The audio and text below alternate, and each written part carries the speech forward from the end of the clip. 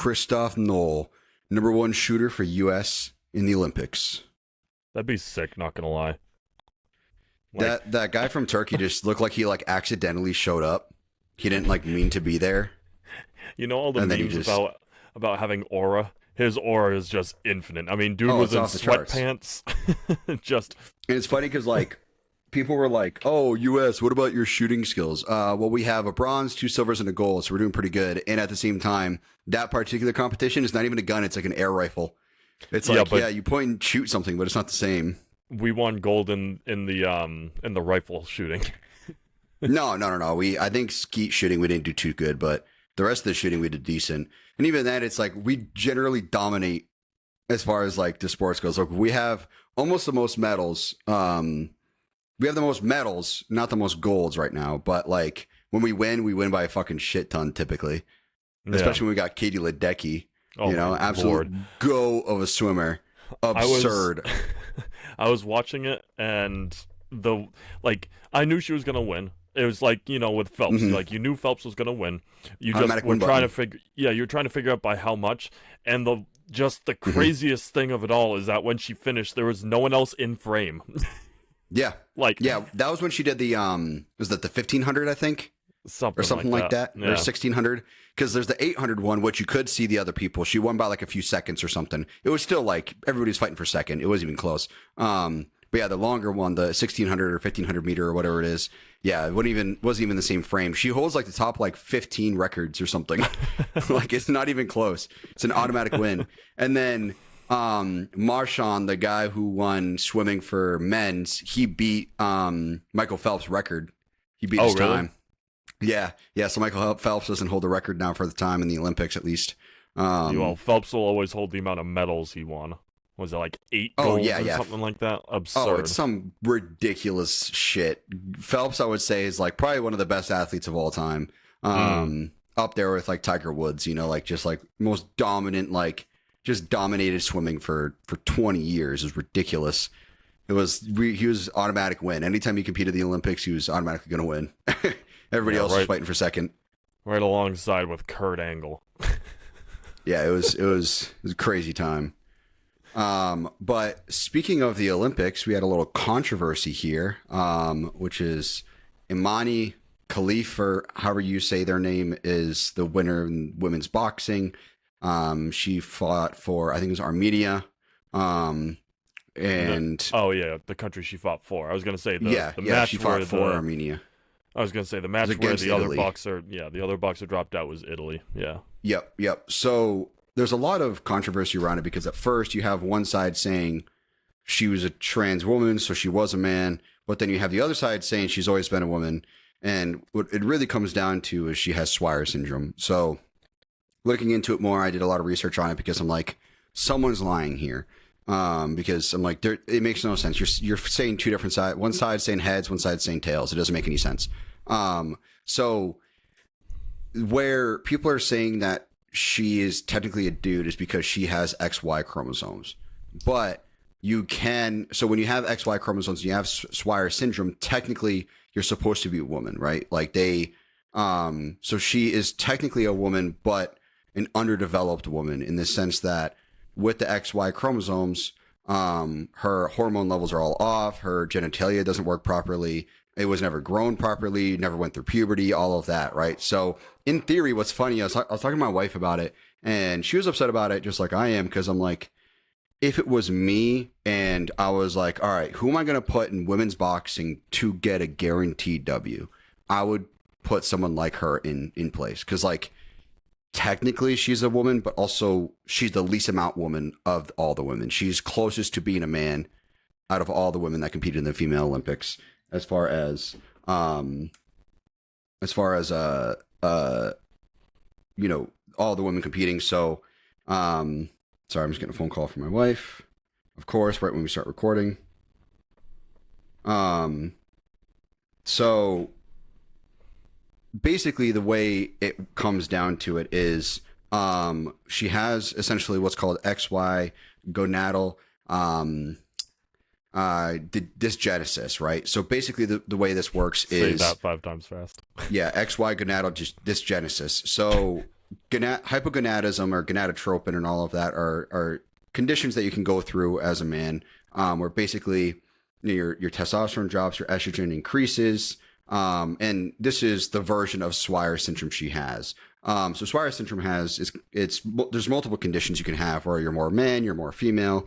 You can have lighter Swyer syndrome where you have some issues with your ovaries or whatever it is, but basically her case is she has XY gonadal dysgenesis. So the argument is that because you have XY chromosomes, you should not be competing in women's boxing, which is what I agree with. I think that because that is the determining factor between men and women at the end of the day is what your chromosomes state. And women are XX, men are XY. So I think personally it should be based off of that. But then what's funny is that you have the crowd who are like, oh, she's not trans or whatever, but like, the generally like, more progressive liberal side leaning crowd.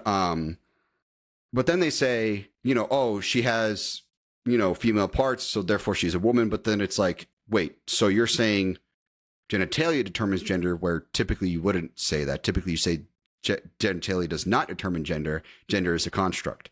So it's like, you got to pick one or the other. But as far as Imane Khelif goes, what ends up happening with her is that in the past there was records, I think in 2023, as latest as 2023, is that her hormone levels did not check out. She no longer could compete in the national title and all of that. So they're like, oh, but it doesn't test for testosterone and all of that. And it's like, that's not the point, right? The point is, if your hormones don't check out, you should not be allowed to compete. And then at the same time, if you have a history of your hormones not checking out, then you should not be able to compete in the Olympics. I think that if anyone even guys, if any guy at any point takes steroids and fails when they're like, running or cycling or whatever the sport may be, I think you should be automatically disqualified for the Olympics going forward, because you can gain a shit ton of muscle and a lot of performance while taking anabolics and then come off them and still relatively maintain that. So you can get that advantage, in the off season when you're training and all of that. Right. So, that's my opinion. So I think if you failed the hormone test, then you shouldn't be able to compete. Where with women, when you're boxing, you're doing it naturally, you're not taking anything that can affect your hormones, you're going to pass the test flying colors. So like, why would there ever be a question about it? So that's my opinion on it. With that being said, basically what she has to do because of her, gonadal dysgenesis, right, is she has to take estrogen, right? Because she doesn't. So you have scar tissue basically there instead of ovaries, instead of, uterus and all of that. It's all scar tissue. It's all, things that your body could not produce. It's a disorder that's basically formed within the womb. And essentially the way I look at it is, started off as a female, but then their chromosomes changed and their body couldn't really decide which way to go. So it kind of went down the middle, and you're kind of neither. And this is where like the term hermaphrodite comes in. You lean more women, or, more male or female. And in the case of Imane Khelif, she leans technically more female as far as her genitalia goes, but hormone levels wise, she has to take estrogen to be more female. She has to do things in order to treat her condition. So what she could theoretically do is just stop taking estrogen, let her estrogen drop, let her testosterone skyrocket. And essentially that's kind of like a reverse way of affecting her sports performance. So, it's like with men, when you take testosterone, you're increasing your testosterone, but you got to take an aromatase inhibitor in order to lower your estrogen. So it's the opposite, where instead of taking less estrogen increases your testosterone. And then with men, increased testosterone, you have to decrease your estrogen. So it's like she's basically able to achieve that just by simply just not taking her estrogen. And then her hormones will flip and all of that. And that's like you can look at old photos of her. She does look significantly more female in the past, but then you look at the Olympics and it's like, wow, she looks like a dude. It's like she definitely allowed her body to transform more into a man than a woman. And it's clear as day. You can clearly see it in the photos. So that's my opinion, is that she should not have been able to compete in the Olympics. And it's such a gray area, such a tough topic, because there's so many arguments about it, whether she technically is a female because of her genitals, but then her hormones don't line up with that. It's like if a woman takes testosterone and other steroids, which we'll go over today, she will have that sports performance enhancement, and she's basically in the same ballpark. She just doesn't take estrogen, and she has that sports enhancement, which is closer to a guy with higher estrogen competing against women, and that's basically what my case is in this case. So what do you think, Steph? I mean, I am on the side of should not have been able to compete because I always put myself in the mindset of if I had daughters and I had like girls who are going to compete at the highest level for what they got very, very good at, and then when they get there they have to go against someone who is just biologically going to dominate them, and regardless of condition, this particular person was going to dominate, like regardless of whether the stance was. Like there's no way that this person was not going to win, even if the Italian boxer kept going. So my thing is, and you saw the frustration on the face of the Italian boxer when she withdrew. She broke down in tears. The other boxer tried to go over and console her, and the Italian boxer just waved her off and ran off because, why would you want to face that person? And I think that's just truly heartbreaking. I mean, we have, I forgot her name, the swimmer who was pushing for all the collegiate stuff. Let me look it up. I know exactly what you're talking about. Yeah. But Leah Thomas. Yeah. Well, no. Leah Thomas was the one that got everything stripped from. There's yes. No. I'm trying to reference the woman who's been fighting to get women's rights back. It's Riley. It's Riley something. Riley Gaines, I think. Yeah, it is Riley Gaines. Yep. Okay. Yeah, she's the one who lost to Leah Thomas, and that kind of started her fight against it, and she ended up winning. Actually, yeah, I was gonna say. Yeah, Riley Gaines. I already forgot. Yes, Riley Gaines. Yep, Riley Gaines. Riley Gaines is the one that, for this particular conversation too, is who I reference because it's. I mean, yes, conditional. The boxer, Armenian boxer, has the condition, but at the end of the day, I look at the Conor McGregor situation where Conor McGregor broke his leg, clearly took an absolute ton of yoked up to an unbelievable size, and then spent 6 months completely off everything. So then when he came back, it tested that there was nothing in his system, which is exactly basically the exact same thing. And so my problem is the exact thing with that. Like, you can manipulate the system intentionally in order to gain that advantage. And it broke the heart of the Italian boxer, and it broke the heart of, honestly, women nationwide, because and this is not a right or left situation, but people who have been fighting for women's rights are now pulling away from women's rights by allowing transgender athletes and people in, the Armenian boxer's situation to compete. Because that's, again, you fight for. There was a time when there was not women Olympics. There was just men. And we were able to now progress to a point where there is more or less equality, especially in the Olympics. And you are now stripping it away because now these female athletes have to go up against people who are just biologically going to dominate. It's like if you and I were to enter into literally any lifting competition that was for females, you and I would dominate. Even if we had to take estrogen for a year or half a year, we would still dominate if we went in there. And that's my problem, because it takes away from all the work that's been done for the past, in the States, more so it's been in the past 70 to 100 years we've really come around. I mean, World War II is kind of when women's work really started to fuel up because of all the men leaving the States, but then the rights really started to come around in the 60s and 70s more so. So it sucks to see it, because you have these athletes who have trained for so long, and to get to the Olympics is no joke, unless you're a Turkish, assassin, which we already mentioned. But yeah, there's a joke where it's like, remember Dash from The Incredibles, where he had to get second so it wasn't suspicious? That's a turkey shooter. He had to get second so that it's not suspicious that he's some sort of crazy assassin that can just drill the center of the target every time. He is totally an assassin. Yeah, it's crazy. But outside of that one guy, it is incredibly difficult to get to the Olympic stage, and to have all that ruined just because you have to go up against a biologically superior individual is bullshit. So I think transgender or the symptom, whatever you want, that athlete should not have been competing. What I think should happen, because my personal stance on people who are transgender is irrelevant. My particular stance on the athlete from Armenia, irrelevant.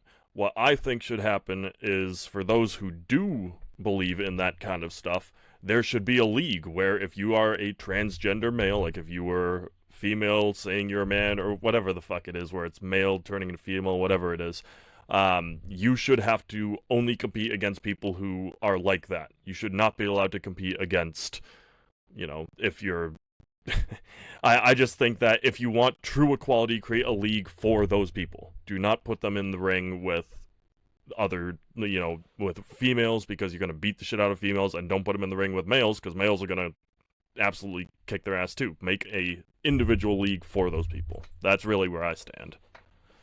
Yeah, I mean, the tough part about it is just that there's not enough of them. That's a big problem with it. It's a very small portion of people are considered trans.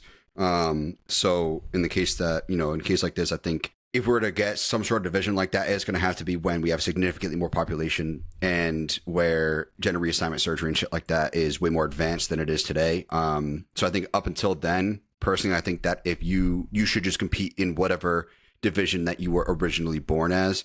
And at the same time, you should only be able to compete within the division as long as your hormones check out. So one of two, I think it has to be like a, double-sided coin, where double-sided test, essentially, where it's like you have this genitalia. Okay, so like a trans man would be a woman transitioning to a man. So you would have to, let's say you're going to compete in women's, you can't have super high testosterone, because then you're going to have, a advantage. You just have to, basically, my thing is like, instead of being transvestites where you're transitioning not biologically, but like at least like, changing your genitalia and stuff like that, it would have to be just like cross-dressing, basically, at the end of the day. Like, yeah, you might consider yourself a woman and dress like a woman and all of that and act like one, but you're still a man and you still have the hormones of a man, so you compete against the men. That's kind of where I'm at right now. In the case that, you're one or the other, like, I don't think if you're a trans woman, you should compete against men, because most likely your estrogen count, your estrogen level, your low testosterone, all of that is going to give you a disadvantage, and you're just going to get your shit pushed in the case of boxing. Where at the opposite end, if you're a trans woman or trans man who was a woman, you're going to have more testosterone and less estrogen, and therefore have an advantage. So that's my stance on that side of things. If we had the population and the amount of trans athletes in order to have a division, then yes, I would absolutely say just do that. They're relatively close as far as hormone levels, probably. And we're going into it, okay, this is as close as even as we can possibly get it. So yeah, it would be up until then. So it's a tough gray area, especially in the case of Imane Khelif, where with Leah Thomas is way more black and white. It was like, this is clearly a dude. He came in, dominated, not even fucking close, competing in that swimming league. And then, Riley Gaines came out and was like, this ain't fair. Like, I've been training all my life to do this, and now I have to compete against men. And it's like, the thing I also say too. It wasn't even just competing against men. It was the shared locker rooms and the open changing. Yeah, that was really what the that's what the lawsuit was really focused around, because it was sexual assault at that point. And so that's really what indecent exposure, essentially. So that's really what the lawsuit was about. And yes, the titles were switched as a fallout of the lawsuit, but it was really focused on like, hey, we're changing with a dude. Like, we can see the pecker. Like, that's a dude. Mm-hmm. Yeah, I would be so upset if my daughter was in the locker room and some dude who just says he's a girl was in there. I'd be so upset, because it's like, dude, you clearly have the wrong genitalia. I don't care what you call yourself. Like, you have the parts that you should not be showing other girls when they don't consent to it. It's just not okay, and that's why it's a crime. It's indecent exposure. You flash yourself again to women, you can get arrested for being a sexual offender. It's the same exact thing. They don't want to see it, but you're still somehow allowed to change just because that's what you identify as. So, yeah, Leah Thomas and Riley Gaines was way more of a black and white situation, where with Imane Khelif, it's a bit more gray, and it's a tougher conversation. But at the end of the day, it's a lot of the people who fight to say, oh, she was fine to compete there and all of that could not tell you what to even look like, what even hormone levels are common in women, let alone like what they actually do, what levels you should be looking at when it comes to competing, the benefits of having higher or lower of one or the other, stuff like that. It's just the clear lack of knowledge is an issue in the trans debate, right? So I think that if people were more knowledgeable about hormones and understood them more and understood, what goes into each hormone and how it all works and everything, I think that people would understand it a bit more. Like Imane Khelif couldn't even have a period. She doesn't even have the uterus in order to have one. Her ovaries don't work properly, just a bunch of scar tissue, basically.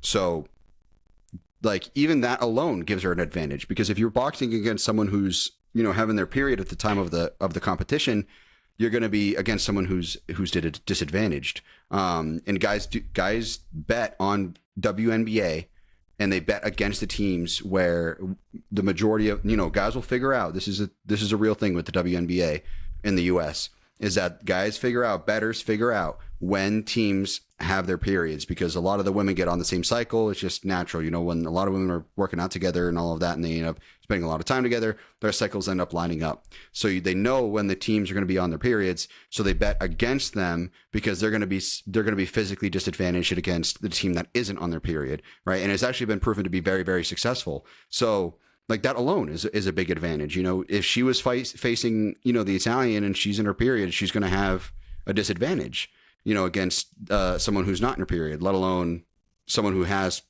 better hormone, for performance and doesn't ever have a period. So there's a lot of issues with this. Wanted to address it because it is on the topics of hormones and all of that. And I think it's very subjective. This issue is very, I don't think it's subjective, but at the same time, it's like the whole debate itself is very subjective, because the judges ruled in her favor. Imane Khelif won, and at the end of the day, that's what happened. Well, she won. They're in France, of course. That's going to go that way. Yeah. So I mean, at the end of the day, she won. Anybody saying anything, it doesn't matter, because she still got the gold. She still won. It doesn't matter. We can't probably overturn that. Anyways, it's probably never going to be overturned if it ever came up again. We're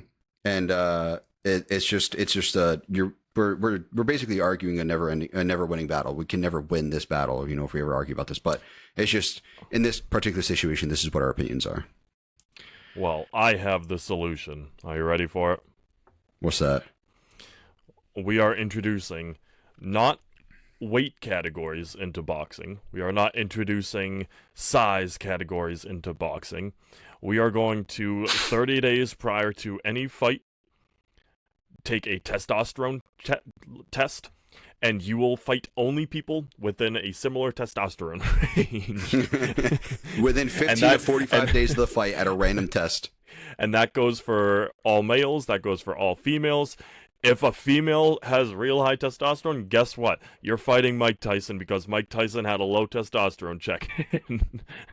And we just make it across the board, and this is the new way to handle it. There could be that makes it purely objective. What my testosterone is going into the fight is going to determine you literally go into a lottery. 100 boxers show up at the Olympics. You don't know who you're fighting, because you don't know whose testosterone is where.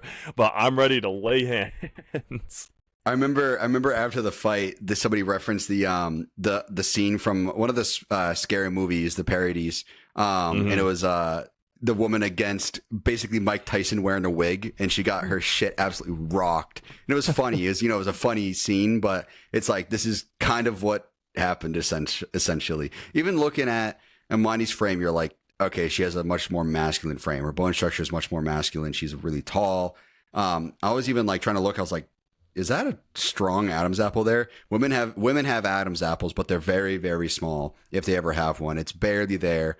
Where with men, it's way more prominent. That's one way to look to see if it's, you can't tell if it's a woman or a man. If they have a very prominent Adam's apple, I almost guarantee you it's a man, unless they have some sort of condition. The big difference was the shoulders, the wingspan. I mean, this, like, you saw the Italian boxer, even standing relaxed, I mean, it's kind of like hunched together like that, because that's how a female's body is, whereas us as men, we have a more stretched out, at least the upper chest, we have a more stretched out, and the shoulders kind of more off to the side because that's just how our frame is built. And the Armenian boxer was standing there completely like almost like lat spreading because of how wide they were. Yeah, it's crazy because like her, even just looking at her frame, like her delts are clearly capped. It's like, dude, that doesn't happen unless you're having like pretty decent testosterone production. Like that's one of the most obvious signs of a guy taking gear is that they have super capped delts. You know, guys, I was talking to a guy not too long ago, a few months ago, and we're talking about like bodybuilding, and he's like, would you compete in a tested league? And I was like, I wouldn't be able to. And he's like, I could tell by your delts. I was like, yeah, because you have capped delts when you take anabolic steroids. You have a lot of androgen receptors within your delts, so therefore your delts round out very easily and are pretty prominent. Same with your traps, you know. So it's like that alone is like, I'm like, all right, this ain't even close, because like it takes a lot for women to have capped delts, and even then it's like truly capped delts. You're talking about like women's bodybuilding, like even like women's physique sometimes does, but like women's bodybuilding is where you actually see like the truly capped round delts. So like to see that she has pretty capped delts is like fucking upsetting. Like the power, the fact that she could knock off her headgear is fucking crazy. Right when I heard that, I was like, dude, she's striking with a force that should not be allowed. Like you don't see men fighting with headgear. Did you watch the fight? I actually didn't watch the fight. All I know is that it took like 3 hits to get her chin strap undone, and then like 1 more to get the headgear off. I'm like, dude, you know how hard it is to get headgear off? Yeah, so that's where and that's why I'm kind of stepping in. The headgear didn't actually come off. It was the chin strap that was detached. Oh, okay. I thought it actually came off. But the chin strap coming off, and it wasn't the chin strap coming off from like an uppercut. It was the chin strap coming off from a side angle hit, which is literally what, like, those helmets are designed not to come off specifically on side and front hits. You have to they really, protect like, your temples, to protect your ears, all that. You have to actually clip the chin strap normally to be able to hit it. And so and this is where, you know, like especially the right media really was like, oh, the helmet came off. And I was like, no. If you watch the fight, okay. So what happens is they go in and they square off, and the Armenian boxer takes 3 quick jabs, and the Italian boxer at that point calls time and goes to the corner, and that's when you see that the strap has come undone, and the boxer gets the thing realigned, goes back in, literally takes like maybe 5 or 6 more hits, and like tried one.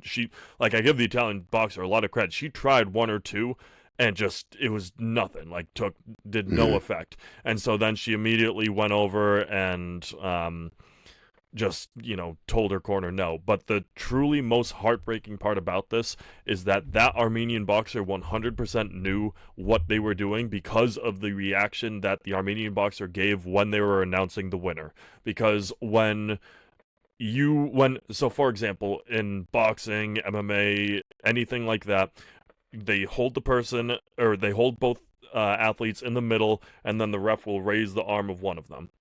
And a lot of the time, and especially like men's versions of these sports, both boxers will be like pointing up and already because they think they won. The Italian boxer at that point was already weeping, and the Armenian boxer had no negative emotion, hand was up in the air, and was already fist bumping. I'm not going to give this person the title of she, but that person knew what they were doing, and then only gave the sap story afterwards when all the fallout happened. In the moment, they knew that they had either they knew they cheated the system, or they knew that they just were going to fucking kill the Italian boxer. Which at that point, and I mean, I made the maybe not the joke, but I saw the reference that someone said like France has made physical assault against women legal again for allowing this, because that's more or less what happened. Like, that's if I walked up to a random woman on the street and socked them. Like, I'm a man attacking a woman. That's what we saw here. The Armenian boxer, if you see the interviews afterwards, the Armenian boxer is in all tears and is like, they don't understand my story, yada, yada, yada. I would have believed that if the Armenian boxer showed any kind of remorse when they're about to announce the winner. But the Armenian boxer had the hand in the air, was fist bumping, went over to their corner, was all hyped up, and then went and checked on the Italian boxer and tried to interact with them. But the Italian boxer, completely rightfully so, basically was like, "Fuck you, get out of here," and left. And that's why I think they, like, the Armenian boxer knows what they were doing, because they would not have had that turn of emotions in that time and had that kind of reaction. Like, I'm all for if you truly think like this is a sad situation, show that when everything's going down, not afterwards once you hear about the fallout. So that's really where I'm coming from. Yeah, it's like criminals are only ever sorry when they actually get caught. Anybody's only sorry. Like, it's not just criminals. If you most people only ever apologize because they get caught for something. They very rarely ever apologize because they have a moral code. And I feel like that's what's happening here, because there's interviews with the Armenian boxer and their team afterwards. This is probably maybe a half hour to an hour after the match, and the Armenian boxer's fully in tears saying, like, people are so quick to judge, they don't know my story, yada yada. And it's like, you can't, it's not a story that I can buy, because you were elated when you won. And for an athlete, like, I've competed in plenty of different sporting events, and Paul, I mean, you've competed in bodybuilding. We both follow, the O and other big bodybuilding events.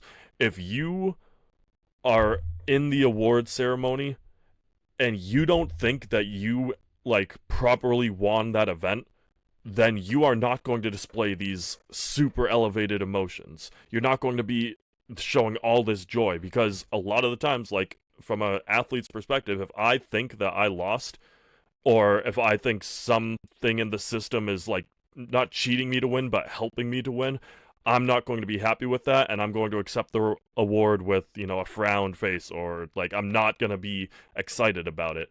Whereas if you know you cheated the system, you're going to be psyched about it, which is exactly what we saw from the Armenian boxer, which is absolutely disgusting. Yeah, I mean, there's like if you're competing in sport like basketball, it's clear as day who won, right? It's all a point system. There's no judges involved, nothing like that. They don't strip points away or anything like that. Same like racing, you clearly know who won. Sometimes they get disqualified for X, Y, or Z, but at the end of the day, something like that, Max Verstappen. At the end of the day, stuff like that's way more black and white. Skateboarding is a different story. Skateboarding in the Olympics, it's all judge based. They do their tricks, they do their line, whatever it is that they're doing. And then they have to wait to see the score. And they don't celebrate until they get the score. You don't celebrate early. You don't know how you placed. You could have done what you thought was, a gold medal winning, display, but it's up to the judges. It's not up to you. And in this case of boxing, it wasn't a knockout. It wasn't a clear as day win. But she treated it as so. And, it just, that's just really frustrating. It's really unfortunate that this whole situation happened. And I almost wonder, like, if Imane was pulling punches up until the finals, because nobody talked about her really. I never heard about her until that final fight, and she just pushed her shit in. And it's like, okay, but nobody had a problem up until now. So was Imane pulling punches, or was Imane going softer, knowing that they could fight much harder in the finals and would win, Like, that's what I would do. If I were to compete in women's boxing, I would pull my punches so that I wouldn't knock them out, nothing. I would just get more of the actual possession, or at least, like, more of the hits. That way the judges would rule in my favor and make it, more obvious, like 3-1 or something like that, like more obvious that I was getting more hits and play the, the match more effectively. And then at the end, just go crazy. Make sure I get that title, not play around anymore. So I think that's possible. I don't know. I'm just saying, like, thinking about it now, I'm like, nobody really talked about Imane Khelif up until this point, and it was clear as day that they should have been competing. So why was nobody talking about her before? So I don't know. It's such a tough topic. And the other example I like to give for international listeners, depending on your country, obviously firearms and all of that is a different different laws and everything in the U.S. Each state's a little bit different, but I have the opportunity and the privilege to be able to, take a concealed carry class. And within that concealed carry class, they tell you when it's okay and when it's not okay to use a firearm. And when it comes to women, they have way more leniency with it, especially when a man is attacking them. So like for me, I can't really actually use it. Let's say we're in public. I can't actually use it to defend myself until my life is genuinely in danger. So a guy has to be wailing on me or choking me or attacking me viciously for me to actually use it. Where with women, if a guy's just approaching them in a attack, in a threatening manner, as if they're going to do something to her, even not even just for death, but like sexual assault. If they think that they're going to be raped or whatever the case may be, they can use their firearm then, because men's hands are according to the U.S. government are classified as deadly weapons, especially against women. So even in the terms of like self-defense in the U.S., women have more leniency there because they can't defend themselves as well against men as men can defend themselves against men, right?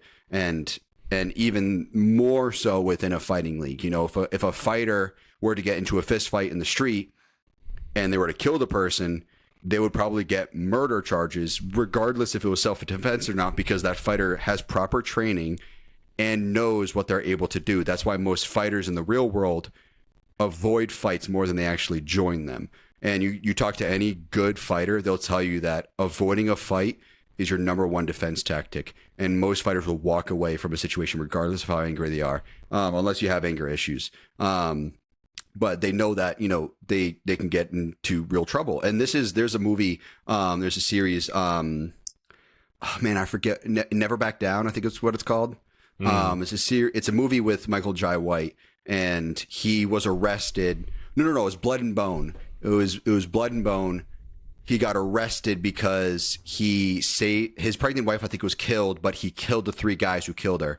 And he got murder charges, even though he was acting in self-defense, because he was a professional MMA fighter, almost at the top of his class. And he knew what he could do with his fists and destroyed them, So like it was, the judge ruled like, you have better training than this. You know what you're doing. You could have disarmed them. You could have, incapacitated them rather than killing them. And you know how to kill them, and you killed them on purpose. So it's like, so it's a tougher situation in that case. So in the case of fighting, it's so fucked up to theoretically put a man against a woman, because in society, you're way more allowed to defend yourself than a man against a man. So this is tough. And in society, if you see a man wailing on a woman, there are men stepping in. They're like, I'm surprised that nobody tried to step into this fight. Like, genuinely, like if I was on one of the coaching teams, I would try and step in. Yeah, it's tough. You're not. It's like, I don't know. That's why also they have the different weight divisions, because heavier weight in MMA, you have a much better chance of winning against a lighter weight. Same with boxing. You have your heavyweight, your super heavyweight, and then you have your welterweight, your lightweight, and all of that. And it's like, if you put them in the two in the same ring, they're both great fighters, but the weight difference alone is going to show, who's the better fighter. The weight difference is going to basically determine that. A guy who has stronger, like Mike Tyson could only face against guys who were in the same weight class as him. And even then he had a very strong punch and everybody knew it. He was never put up against a guy who's lighter than him significantly in a different division, because it just wouldn't have even been a match.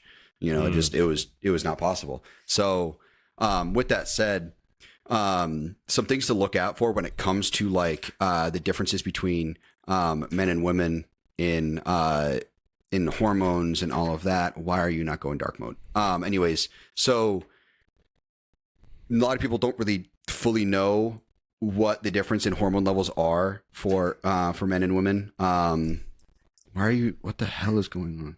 I'm trying to make this go dark mode so it's not so damn bright. The differences are one has a penis and one doesn't. Yeah, exactly. Oops. Just lost my page. That's sick. What the Sigma? See, there we go. All right. Oh shit! I just fucking closed out of it. So like for testosterone, for instance, women have testosterone within their system, and men have testosterone within the system, but significantly different portions of it. Same thing with estrogen. So when we're talking about like testosterone, the average, amount of testosterone within a man is anywhere from 250 to 950 nanograms per deciliter, and that's considered healthy. And even then, 250 is on the low side. It should really be like 450 to like 750 is considered normal. And over time, testosterone has gone down, especially with more processed foods, worse eating habits, stuff like that, more luxuries within life. When you have, when you look back in time and you see that, we did a lot more backbreaking work and all of that, gradually, like our systems would produce more testosterone in order to recover better from these, more hard labor jobs, right? So the issue now becomes, our life is significantly much easier, so therefore our bodies don't produce the hormones necessary to recover from jobs that we're not necessarily even participating in. So for me, I work from home, so I don't need the recovery that a guy who works backbreaking construction work needs. So most likely his hormones will be higher than mine, and he's in better shape than the average population. So that has changed over time. In the past, it used to be like 450 to like 850, was the normal range, and it's gotten broader and broader as far as what's considered normal and what's considered healthy. With that said, let's just say we're talking about 550. I think 500 to 600 is like the perfect spot. This is like perfectly healthy. You're not too high, you're not too low. Your estrogen should be nice and low. Yeah, you'll make gains in the gym, you'll be healthy, all of that. So let's say 500 to 600. Women's natural range is 15 to 70 nanograms per deciliter. If you are a man and you have 15 to 70 nanograms per deciliter, you are going to have gyno. You're going to have very low testosterone production and usage. You're not going to recover from anything. Your sperm count's going to be very low. Your body's not going to be producing other hormones in the same way. You're going to have higher estrogen. You're going to have prostate issues. You're going to have a higher chance of prostate cancer. Like there's a lot of these issues if you were within that range, but for women, that's considered normal, right? So just the testosterone alone is a clear indication of the difference between men and women. And same thing with estrogen. If a guy were to take estrogen, it still would be quite the same. So for estrogen levels, let me see. So the normal estrogen levels within men and women, I always forget this one. That's why I got to look it up. So during puberty, let's see. Okay, so for women, let's say before menopause, we'll just say before menopause, which is basically the normal range. Estradiol itself is 15 to 350 picograms per milliliter, where with estrogen or estrone is 17 to 200 picograms per milliliter, where with men, adult men, it's anywhere from 10 to 40 estradiol and 10 to 60 estrogen. It's not even close, right? It's significantly less. So men have significantly less estrogen, women have significantly more estrogen, and then vice versa for testosterone. Those alone are significantly big differences in sports performance. You could also look at the fat levels as well. A healthy fat level, like female bodybuilders get down to like 15% body fat. Like but 15% for a man is like, you're not even going to have abs. Like it's a completely different place. For men to be very, very lean, like to actually function as a man, you got to be like 4% body fat and higher to actually function hormonally. Women, I think it's 13 or 14% and higher. So for men, you want to be like 5% or lower. 5% to 4% is like the sweet spot for competing in bodybuilding. Women, it's like the 13 to 15% range or so. And you're going to be, those ranges, you're going to be diced to the fucking gills. And that alone is a big difference. If I have 15% body fat, I'm going to be on the chunkier side. But for women, that's fucking lean. You're diced. You're going to be muscle striations and fucking veins popping out of everywhere. So it's fat alone also plays a big role. And the way we restore our weight too. Women store more weight in their legs and in their hips. Guys store more weight in their upper body, in their torso. So with boxing, you put a woman against a man, and let's say they're the same weight, I almost guarantee you that guy is going to have a much stronger punch than the woman is, simply based off of just the weight difference alone. The weight proportions. So this is what you got to look out for, and this is what the differences are between men and women, so that you guys know now, and why it's a tough situation with Imane Khelif alone, with having high testosterone and lower estrogen. And I mean, the thing too is that, like, to loop back to the Armenian boxer, like, they were they had a title stripped from them earlier this year because of this exact conversation we're having right now. And if someone fails in the literal National Boxing Association, then you should have had a red flag struck well before. And I think what it was too, you brought it up earlier about how, like, why didn't anyone say anything about it until the finals? I think it's because we don't, like, if they get knocked out in the first round, we go, oh well, didn't really matter. But it's when they start making a push to win, and it shows like a clear like distance between the two. Like, I'll find the video and send it to you of the actual fight. For when you watch tennis, for example, women's tennis, they grunt constantly because they're exerting everything into it. When you watch the fight, you can hear grunts, and it's the grunts of the Italian boxer getting punched. It's not anything else. So yeah, you're gonna get hit hard to make a noise. The hormonal side, just it night and day here, and we should not have to had this conversation, but here we are. Yeah, I mean, Serena Williams even talked about like tennis, women's versus men's, and she would rank in the low 400s probably in comparison to men.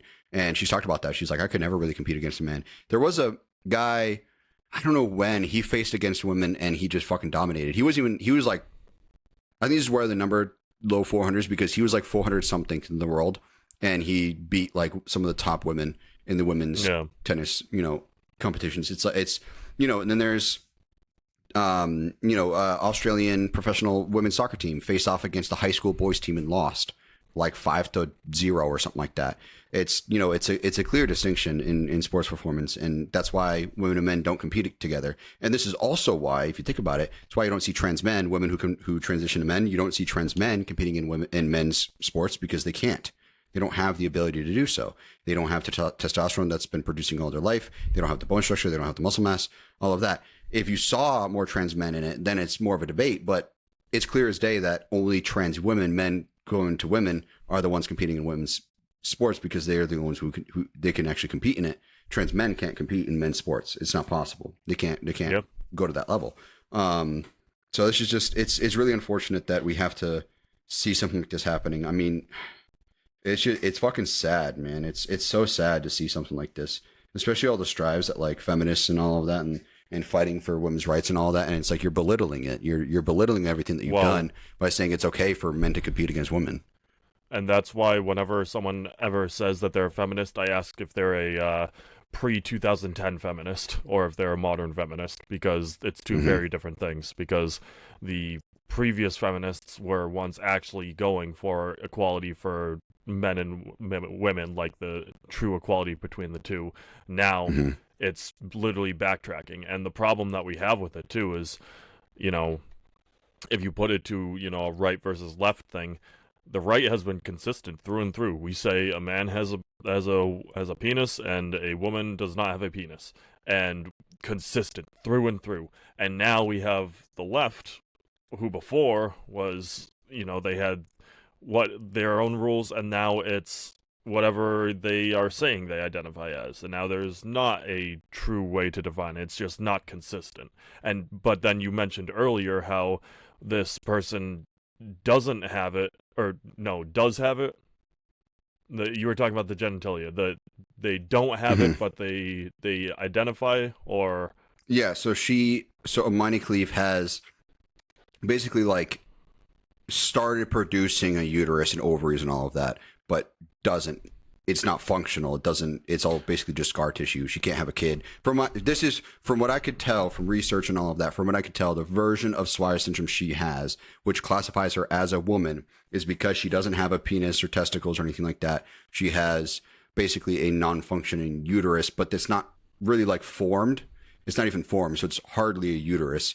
So like this is why I say like she's like technically a hermaphrodite, because she's more female leaning, but she's neither male nor female. On the men's side, when you have hermaphrodites, they might have something like a micropenis or not have testicles but have a penis or something like that. That's where you have an issue on that side, where they have XY chromosomes or whatever it is, but they don't have a uterus. They have more male genitalia, but it doesn't function properly. They might not have a prostate or whatever it is. Like stuff like that is what you'll see on the male hermaphrodite side, where on the female it just isn't a functioning uterus that's not really even fully formed. So that's what I was saying about all that. Yeah. And so that's my thing. Like, here we have this person who is in that situation, yet is allowed to do it. So there's just not that level of consistency that the right has had the entire time. So it's I mean, that's why Steven Crowder had that whole, like, what is a woman? And they couldn't define it. They're like, oh, it's anybody who calls themselves a woman. It's like, no, but you can't have a definition defining the definition. It's not, it's like infinity. It's like saying infinity is infinity. It's not what it is. It's a never ending number. Women, you can't define woman as they're a woman. It's woman clearly has a definition, and it's someone who can reproduce children, which is one of the greatest miracles of all time. And it's one of the best gifts we've ever been able to have as humans, and we should be celebrating that. Where men impregnate the women. So in a sense, men, this is kind of funny. I tell my wife this. I'm like, technically I created a baby. Like, if, my sperm were to fertilize the egg, I technically created the kid, technically. And then you grow the kid is essentially how it works. And then they give birth. Obviously we can't grow a kid without women, at least not yet. But we need each other, and we should be celebrating the differences. And then hermaphrodites, who are a very, very small proportion of people. It's, they obviously, I really wish that they never went through that. Obviously it's a terrible situation to be in, and it was never your decision. And it's just the way that your body grew. But there's going to be situations where you don't have the same abilities as other people. And this is one of them. It's just like people who are paralyzed. Like, it's not like, imagine this, imagine someone who has fully formed legs, but can't walk, doesn't have the ability to walk, soups up their fucking wheelchair and competes in track. Well, it's like, well, they have legs. Vice versa. I have fully functioning legs, but I'm going to today say that my legs don't work, and I'm now going to go into some wheelchair division and just cook. Like that. Like that's the inverse side of it. That you have that ability just to go dominate. Breaking out. I don't know if you can hear me, but you're breaking out. Yep. You lagged quite a bit. Yeah, go ahead. Yeah, so it's just, that's kind of the way I look at this, is like, oh, they have a uterus. It's like, well, it's not functioning. It's not even fully formed uterus. It's like same thing with people who are paralyzed. They might have fully formed legs, but they can't use them, so they compete in the Paralympics. They don't compete in the regular Olympics, where if somebody with a wheelchair was able to compete in the Olympics and use an electric chair or something like that and have an advantage, it's like, the hell, man? Like, that's not fair. That's not okay. Oh, well, they have legs. It's like, yeah, but it's not usable legs. They're not legs. Yeah, they have legs, but they're fucking not functioning legs. And it's like, yeah. So that's the way I kind of look at this. And then to kind of add on to what I was saying, the difference between men and women's hormones is also the difference in steroid cycles as well. So like for Imane Khelif, they could have just not taken estrogen, and therefore your testosterone is going to go up. If your estrogen is lowered, naturally testosterone is going to go up, and you're going to have better sports and performance enhancement. Even if I were to take an AI, my estrogen is lowered, it's going to be most likely easier for my body to recover and promote more testosterone production just simply by doing that. So women, when they take anabolics, we're talking about fully formed women who have functioning uterus and all of that. Basically the what they take versus what men take essentially is the same thing a lot of the time. They might take Winstrol, they take Anavar, they take testosterone, they could take Deca, stuff like that, but they take significantly less portions. And certain people who have, if you have a source of steroids, some sources will actually provide a female version of, let's say, Winstrol. Let's say it's like 100 milligrams per milliliter for men. It might be like 25 milligrams per milliliter. So they are able to take a lower dosage of it at a more accurate place. Because like if you were to try to do, 0.25 milliliters of 100 milligrams, that's the same dosage. But if you wanted to take 12 and a half, milligrams, it's like you're trying to nail 12 and a half milliliters on a syringe. It's not as easy. So it's easier to be more precise with it. and you could take that lower dosage and have, easier results with it. So like that's the difference between men and women. Anavar, for instance, Anavar, men might take like 50 milligrams a day of Anavar, which is like a pretty standard Anavar cycle. Might work your way up and then work your way back down on the end. But with women, it's like 50 to 75 milligrams a week is what they take. They take a lower dosage version of Anavar, which is a female version of Anavar, in order to improve their performance within the gym and within, recovery and all of that. So like, those are just examples of like steroid differences. So like with Imane Khelif, they could have just simply not taken estrogen or taken an AI to lower the estrogen, and they would have had a significantly, improved performance within boxing, because estrogen isn't weighing them down. So that's the other thing that women have to do. They also have to push down their estrogen, because estrogen promotes the opposite. You have more estrogen, you're going to, produce more fat, you're going to have more water, you're going to, it's essentially like what happens with men when you have more estrogen. You're going to grow, like as men, you grow gyno, which essentially turns into male tits essentially. And, you're going to have a lot more water. You're going to have lower libido. Granted, more estrogen typically means more libido and all of that. And women also same with more testosterone, but estrogen is also not exactly, performance enhancing. So they lower the estrogen, increase their testosterone, take other supplements in order to increase their performance. And that's the differences there. So it's such a tough topic. I think it's black and white. I think Imane Khelif shouldn't have been competing, but it's also, there is an argument on both sides, because Imane Khelif is in that gray area. It's such a tough conversation because it's so gray, but to me it's black and white. She shouldn't have competed, but then the argument as a whole is gray, and you have both sides saying both things, which are technically correct. XY chromosomes show that she's a man, but then her genitalia shows that she's a woman. So it's like, she's in between. She's something in between, and neither side is correct. Technically, you can't say she's fully a man. I would say she is based off the chromosomes, but at the same time, she doesn't have a dick and balls, so she can't, impregnate a woman. But I also wouldn't say she's a female, because just because she has partial uterus, her chromosomes would show that she's a man. So I don't know. It just depends on what your stance is within a case like this. My league solves all those problems. Allow the hermaphrodites, or allow the what are they called? Oh my gosh, I forget what they're calling them. Because like, we're in quotations cisgendered, which is fucking stupid. I can't believe there's a name for it. Cisgendered, but then there's the transgender, and then there's people in between. I forget what they're calling them. Others. But yeah, just other on a gender list. It's just other. Yeah. Neither. I mean, non-binary, I guess, but they typically they lean one way or the other. There are men who are less men because they're technically like I was saying, like a micropenis. They might have fully performing testosterone, and they might be able to get someone pregnant, but they're going to have, they might have issues with testosterone production. They might have issues with, sperm count, all of that, and that, and gyno as well. So it's like, it's a gray area. It's a big spectrum as far as like hermaphrodites goes, and what way you're leaning, and how your body's formed and all of that. But yeah, if we could build a league where it's allowed for trans men, trans women, and also, hermaphrodites or something like that to compete, I think that'd be kind of dope. Because then you have no idea which way it's going to go. That literally solves the entire problem. That's it. You just, you no longer have to worry about it, because those people are ones who don't fall into our standard male female. Again, whether your beliefs on whether it's a real thing or not, but they don't fall in there. So now you have one league where you just go and fight those people. I'm going to go watch the male and female stuff. You guys have your fun. I wonder what would happen if a woman taking testosterone, taking less, not taking an AI or something like that, and had more sports enhancing, versus a man who's been on estrogen for a long time, and not taking testosterone, all of that. I wonder what would happen there. Obviously the bone structure is different and everything, but I wonder, like, sports performance wise, like, what would happen? Well, that's my thing too. Like, this is why I think that these people definitely know what they're doing, because you mentioned it earlier. There's never, ever, ever people who are women who transition into men competing in sports.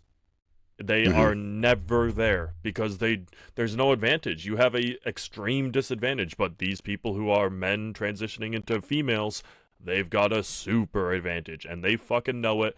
And a lot of these people, I think, are milking the can right now, and that's really what it is. Yeah, it's really unfortunate. It's really unfortunate. it belittles everything. You know, it just belittles the whole sport. It belittles like, I would even argue at this point, like, women's Olympics is more popular than men's Olympics. You know, like Katie Ledecky, everybody knows her name. Like, very few people know like men's Olympics names. Like Michael Phelps, yeah, but like, he's the most really winningest in like, history. Name another one. But yeah, exactly. That he doesn't really count. He's the GOAT. It's like saying Tiger Woods in golf. It's like he's so far beyond everybody else. It's not even funny. Yeah. But like Katie Ledecky, you know, I know who Katie Ledecky is, but I didn't know Marshawn until he broke the record and I saw that he won. You know, I didn't know his name, but like even before the Olympics, I knew about Katie Ledecky, and how many records she had and everything like that. You know, and like women's running, like most people can only really name Usain Bolt. That's pretty much it. Where you have like Sha'Carri Jackson, who fucking so fast, and like watching women's running, I think is more entertaining because it's like they got fucking speed and it's crazy to watch them run. And it's almost like their long hair adds to it. It almost makes them look faster, so it's more entertaining. Whereas like with men, like, yeah, they're fast as shit and they would beat women, yeah, but like it's just so much more entertaining watching like the U.S. Women's like 400 meter. It's like watching them toss or like trade off the baton or whatever it is. And it's like, dude, they got the second runner. I remember watching this for the Olympics. The second runner for the U.S. team has fucking wheels, dude. The second she got that baton or whatever, she was fucking cooking. Yep. You couldn't even watch her legs. So she's going, her legs are moving so fast. It's crazy to watch. So it's like, it's almost like women's Olympics is more popular than men's Olympics. Like, I don't watch women's bodybuilding. I think men's is way more popular, way more entertaining to watch. But then in the Olympics, I think women's is more entertaining to watch. So, you know, they've made all these strides and they've gained this popularity and this, you know, support and all of that. But then just to get bashed down by someone who's borderline female, borderline male, and just dominating, you know? Yep. So I just wish it wasn't the case. If we ever got to the point where you could determine the gender prior to giving birth and you can pick what you want, or, you know, before getting puberty, you can do a full biological change and all of that, then, you know, I'd be more on board with, you know, you might have been born a male, but like you're 8 or whatever it is. And I don't support that at all. Believe me, I don't support kids ever transitioning. That is not okay. But there's a way to pick your own thing. You have to go back to the home screen on Fallout 3 and then click new character, and you can you're inside of the womb and you pick everything from there. So that's if you're able to do that, if you're able to go back and change your character creation and just change everything, then I'm more on board with it. But we're never going to be at that point. We can't go back and change time. No. I mean, I will never support kids getting life-altering, you know, changes. It's like, I don't even, you know, I don't support kids getting tattoos. I mean, I think if you want to do what you want with your body and it makes you happy, sure, whatever. It shouldn't be against the law for me to call you what I want to call you. And I don't think neopronouns should ever be a fucking thing. You don't get special words for you. You have a name. That's what a neopronoun is. Your name. It's an identifying noun. You have a name. That's what we're going to call you by. You don't get this special treatment because you feel like you can call yourself something else as an adjective that doesn't fit with anybody else. Anyways, point is, I think if you want to change your body at 21, even, because like at 18, I'm a very different person at 18 than 25. I was at 21. Even 21 versus now. 25. Yeah, I mean, obviously 25. Yeah, I could see the argument there. I think 18 is too young.